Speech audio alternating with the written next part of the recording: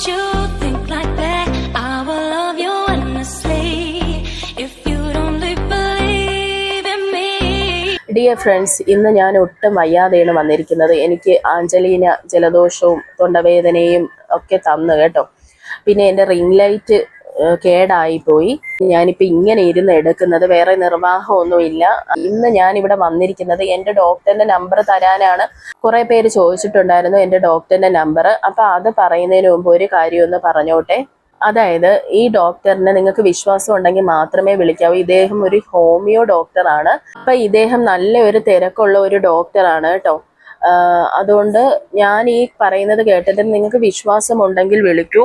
എനിക്ക് ഇദ്ദേഹത്തിന് വിശ്വാസം ആകാനുള്ള കാര്യം എന്ന് പറയുന്നത്, എൻ്റെ കുടുംബത്തിൽ പോളിസിസ്റ്റിക് കിഡ്നി ഡിസീസ് ഉണ്ട്. അപ്പോൾ അതൊരു ജനറ്റിക് ആയിട്ടാണ് വന്നിരിക്കുന്നത്.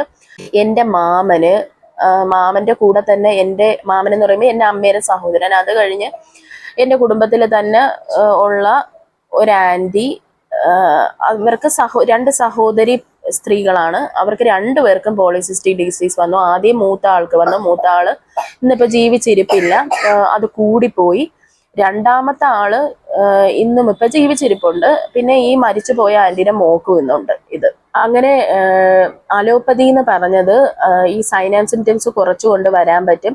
അങ്ങനെ ഒരാൾക്ക് 1.5 വർഷവും ഒരാൾക്ക് 3.5 വർഷവും ലൈഫ് സ്പാൻ ആണ് അവർ പറഞ്ഞത്. അതായത് ഇത്ര നാളെ ജീവിച്ചിരിക്കത്തുള്ളെന്ന്. അപ്പോൾ എൻ്റെ മാമൻ എന്ത് ചെയ്തെന്ന് വെച്ചാൽ, ഹോമിയോയിലെ ഡോക്ടറിനെ, ഈ പറയുന്ന ഡോക്ടറിനെ പോയി കാണുകയും അദ്ദേഹത്തിന്റെ ട്രീറ്റ്മെന്റിലായിരുന്നു എൻ്റെ മാമൻ. അപ്പൊ ഈ സിസ്റ്റ് ചുരുങ്ങുന്നുണ്ട്. അതായത് അകത്താണ്, കിഡ്നിയുടെ അകത്താണ് എൻ്റെ മാമന്. ഒരാൾക്ക് എന്നാൽ കിഡ്നിക്ക് പുറത്തുമാണ്. അങ്ങനെ എൻ്റെ മാമൻ പറഞ്ഞിട്ടാണ് ഈ ഒരു ആൻറ്റീനെയും കൂടെ അങ്ങോട്ട് മാമൻ കൊണ്ടുപോയി. അവർക്കും നല്ല കുറവുണ്ടായിരുന്നു. അപ്പൊ ഇപ്പോ എൻ്റെ മാമൻ ജീവിച്ചിരിക്കാൻ തുടങ്ങിയിട്ട് ഒരു 11 വർഷം, ഇത് കണ്ടുപിടിച്ചിട്ട് എനിക്കൊന്ന് 11 വർഷത്തോളം എന്തോ ആവുന്നുണ്ട്. ആൻറ്റിക്ക് 8 വർഷമോ അങ്ങനെ എന്തോ ആണ് കേട്ടോ. അപ്പൊ ആൻറ്റീനെ കൊണ്ടുപോയപ്പോൾ ആൻറ്റിക്ക് കുറച്ചൊന്ന് കൂടിയ ഇതിലാണ് പോയത്. അപ്പൊ ഞാൻ ഇത്രയും നോക്കിയോളൂ, ഇപ്പൊ അലോപ്പതിയിൽ ഇത്ര വർഷം നമ്മൾ ജീവിച്ചിരിക്കുള്ളൂ എന്ന് പറഞ്ഞ ഒരു കാര്യമാണ് ഹോമിയോ എടുത്തപ്പോഴത്തേക്കും അവർക്ക് ലൈഫ് സ്പാൻ കൂടി കിട്ടിയത്. കാരണമാണ് എനിക്ക് വിശ്വാസം. അതുപോലെ എൻ്റെ ഈ ലിവറിൽ തന്നെ ഭയങ്കര സ്വെല്ലിംഗ് ഒക്കെ ആയി. ഇപ്പം ഞാൻ ഈ ഡോക്ടറിനെയാണ് കണ്ടത്. മീൻസ് ഞാൻ ഓൺലൈൻ കൺസൾട്ടേഷനാണ് ചെയ്തത്. അപ്പോൾ ഡോക്ടർ എനിക്ക് മരുന്ന് തന്നു.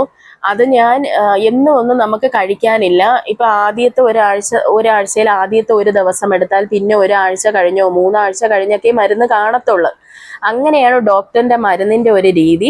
എനിക്ക് നല്ല മാറ്റം വന്നു. അന്നെന്നാൽ ഞാൻ ഡയറ്റ് ഒന്നും ശ്രദ്ധിക്കുന്നൊന്നും ഉണ്ടായിരുന്നില്ല. പക്ഷെ ഈ ഒരു മരുന്നിൽ മാത്രമാണ് ഞാൻ പിടിച്ചു നിന്നത് കേട്ടോ. അതും എനിക്ക് വിശ്വാസമാണ്. അത് പിന്നെ അടുത്ത ഒരു സ്റ്റോറി പറയുവാണെങ്കിൽ, എൻ്റെ അപ്പൂപ്പന് ലങ് ക്യാൻസർ ഉണ്ടായിരുന്നു. അപ്പൊ പുള്ളിക്ക് പെർമനന്റ് ട്രക്കിയോസ്റ്റമി ഇട്ടതാണ്. പുള്ളി മരിക്കുമെന്ന് ഉറപ്പിച്ച് പറഞ്ഞതാണ് അലോപ്പതിന്ന്. പക്ഷേ എൻ്റെ അപ്പൂപ്പൻ്റെ കൂട്ടുകാരനായിരുന്നു ഈ പറയുന്ന ഡോക്ടർ അങ്കിള്. അപ്പൊ നമ്മുടെ ഫാമിലിയിൽ ആർക്ക് എന്ത് പ്രശ്നം ഉണ്ടെങ്കിലും ഈ ഡോക്ടറിനെയാണ് പോയി കാണുന്നത്. അപ്പൊ ഞങ്ങളുടെ എന്തെങ്കിലും റിലേഷൻ ആണോ എന്ന് എനിക്കറിയില്ല. കാരണം എൻ്റെ അമ്മ മാമൻ എന്നാണ് ഈ ഡോക്ടറിനെ വിളിക്കുന്നത്. അപ്പോൾ എൻ്റെ അപ്പൂപ്പ മരിക്കൂ എന്നൊക്കെ പറഞ്ഞിട്ട് സകല പേരും വന്ന് എൻ്റെ അപ്പൂപ്പനെ കാണുകയൊക്കെ ചെയ്തായിരുന്നു. അതൊക്കെ എനിക്ക് ചെറുതായിട്ട് ഓർമ്മയുണ്ട് കേട്ടോ. അന്നൊരു കല്യാണത്തിനുള്ള ആളൊക്കെ ഉണ്ടായിരുന്നു. അന്ന് ഈ ഡോക്ടർ അങ്കിള് അവിടെ കാണാൻ വന്നപ്പോഴാണ് ഈ അങ്കിള് ആയുർവേദ ഡോക്ടറാണ്. അപ്പൊ അങ്കിള് പറഞ്ഞു, നീ എന്നാ ഇങ്ങനെയൊക്കെ ചെയ്തു നോക്കൂന്ന് പറഞ്ഞ് കുറച്ച് ടിപ്സൊക്കെ എൻ്റെ അച്ചാച്ചന് പറഞ്ഞു കൊടുക്കുകയും, എൻ്റെ അച്ചാച്ചൻ മരിക്കുന്നത്, അതായത് എൻ്റെ ഓർമ്മ വെച്ച നാളെ മുതൽ അച്ചാച്ചന് ട്രക്കിയോസ്റ്റമി ഉണ്ട്.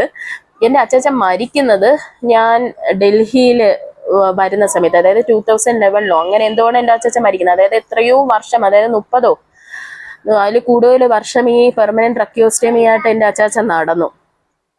25-30 വർഷത്തിനുള്ളിൽ അത്രയും നാള് ഈ പെർമനന്റ് ട്രക്കിയോസ്റ്റമി ആയിട്ട് നടന്നു. അപ്പൊ എൻ്റെ അപ്പൂപ്പനെ അന്ന് രക്ഷപ്പെടുത്തിയതും ഈ ആയുർവേദ ഡോക്ടറാണ്. അപ്പോൾ അത് ഞാൻ എന്താണ് ടിപ്സ് എന്നായിരിക്കും നിങ്ങളൊക്കെ ചിന്തിക്കുന്നത് അല്ലേ. അപ്പൊ അത് ഹിന്ദു ആചാരപ്രകാരമുള്ള കുറച്ച് ടിപ്സ് ഒക്കെയാണ് പറഞ്ഞു കൊടുത്തത്. പിന്നെ മരുന്നുകളും ഒക്കെ കൊടുത്ത് കാണണം. അതിനെക്കുറിച്ചൊന്നും എനിക്ക് അത്ര ഡീറ്റെയിൽ ആയിട്ട് അറിയത്തില്ല. അതുകൊണ്ടാണ് ഞാൻ പറയാത്തത് കേട്ടോ. നമ്മൾ അങ്ങനെ പറയേണ്ട ആവശ്യമില്ലല്ലോ. അപ്പം നിങ്ങൾക്ക് ഡോക്ടറിന് വിശ്വാസമുണ്ടെങ്കിൽ വിളിക്കൂ. അദ്ദേഹം ഭയങ്കര തിരക്കുള്ള ഒരാളാണ്. നമ്മൾ അങ്ങനെ വിളിച്ച് വിശ്വാസമില്ലാതെ ബുദ്ധിമുട്ടിക്കരുത്. പിന്നെ ഡോക്ടറുടെ അടുത്ത് എനിക്ക് ഇന്നാണ് സംസാരിക്കാൻ പറ്റിയത്, അപ്പം ഞാൻ പെർമിഷൻ ചോദിച്ചിട്ടാണ് നിങ്ങൾക്ക് ഈ നമ്പർ വരുന്നത്. അപ്പം സാറ് പറഞ്ഞു നിങ്ങൾക്ക് തന്നോളാൻ പറഞ്ഞു. അപ്പം ഇതാണ് സാറിൻ്റെ നമ്പർ. നിങ്ങൾ വിളിക്കേണ്ട സമയം വൈകിട്ട് 7:30-നും 8-നും ഇടയ്ക്കാണ് വിളിക്കേണ്ടത് കേട്ടോ. പിന്നെ നിങ്ങൾക്ക് ഒരു ടെൻഷനും വേണ്ട. എനിക്ക് ഈ ഡോക്ടറിനെ ഏറ്റവും ഇഷ്ടമുള്ള ഒരു കാര്യം എന്ന് പറഞ്ഞാൽ നമ്മളെ ലിസൺ ചെയ്തിരിക്കും. നമ്മളിനി എന്ത് വ്യാകുലത പറഞ്ഞാലും അദ്ദേഹം നമ്മളെ ലിസൺ ചെയ്തിരിക്കും. അത് മാത്രമല്ല നമ്മളെ വളരെ കാം ആൻഡ് ക്വയറ്റായിട്ടാണ് പേഷ്യൻസിനെ ഡീല് ചെയ്യുന്നത്. നമുക്ക് വേണ്ടത് നമ്മളെ ലിസൺ ചെയ്യുന്ന ഒരു ഡോക്ടറിനെയാണ് അല്ലേ. അപ്പോൾ നിങ്ങൾ ഈ സമയത്ത് സാറിനെ വിളിക്കണം. അപ്പോൾ സാറ് നിങ്ങൾക്കൊരു അപ്പോയിൻമെൻറ്റ് ടൈം തരും. അങ്ങനെയാണ് എനിക്ക് തന്നിട്ടുള്ളത്. എന്നിട്ട് നമ്മുടെ മൊത്തം ഡീറ്റെയിൽസ് നിങ്ങൾക്ക് എന്ത് വ്യാകുലത ഉണ്ടെങ്കിലും സാറിൻ്റെ അടുത്ത് പറയാം.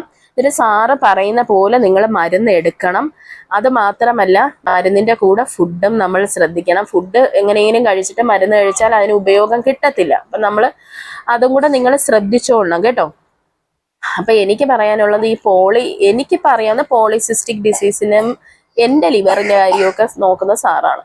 അപ്പം നിങ്ങൾക്ക് ധൈര്യമായിട്ട് വിളിക്കാം. നമ്മളൊന്ന് വിളിച്ചത് കൊണ്ട് നമുക്ക് നഷ്ടപ്പെടാനൊന്നുമില്ലല്ലോ അല്ലേ. പിന്നെ അപ്പം ഇത്രയേ ഉള്ളൂ കേട്ടോ. അപ്പം ഈ നമ്പറൊക്കെ നിങ്ങൾ കണ്ടല്ലോ. വിളിക്കണം. രാവിലെ ഒന്നും വിളിക്കല്ലോ കേട്ടോ, ഭയങ്കര തിരക്കാണ്. രാത്രി മാത്രമേ വിളിക്കാൻ. സാറ് പ്രത്യേകിച്ച് അത് പറഞ്ഞതാണ് കേട്ടോ. കേരളത്തിൽ തന്നെയാണ് അദ്ദേഹം ഉള്ളത്. അപ്പോൾ കേരളത്തിൽ നിന്ന് പോയി കാണാൻ പറ്റുന്നവർക്ക് അങ്ങനെ പോയി കാണാം. അല്ലാത്തവർക്ക് ഓൺലൈൻ കൺസൾട്ടേഷൻ ആണ്. വേണമെങ്കിൽ നിങ്ങൾ റിപ്പോർട്ടും എല്ലാം അയച്ചു കൊടുക്കാം. ഞാൻ പറയുകയാണെങ്കിൽ പറയും പോയി കാണുന്നതാണ് നല്ലത്. കാരണം ഈ ഹോമിയോയും ആയുർവേദവും അവർ ട്രീറ്റ് ചെയ്യുന്നത് നമ്മുടെ ശരീരത്തിലെ ചൂട്, തണുപ്പ്, പാദത്തിലടിയിലെ ചൂട് അങ്ങനെയൊക്കെ നോക്കുമല്ലോ അവര്. അപ്പൊ അതുകൊണ്ട് നമ്മളെ ഒന്ന് കാണുമ്പോൾ ബോഡി ടൈപ്പ് അനുസരിച്ചാണ് ഹോമിയോയിലും ആയുർവേദത്തിലും ചികിത്സ നടത്തുന്നത്. അപ്പം നിങ്ങളെ ഒന്ന് കാണുമ്പോൾ ഡോക്ടറിന് കാര്യങ്ങൾ കുറേ പിടികിട്ടും. മനസ്സിലായോ? അതുകൊണ്ടാണ് ഞാൻ അങ്ങനെ പറഞ്ഞത്. അല്ലാത്തവർക്ക് ഓൺലൈൻ കൺസൾട്ടേഷൻ ഇപ്പം ഞാൻ ചെയ്യുന്ന പോലെ ചെയ്യാം.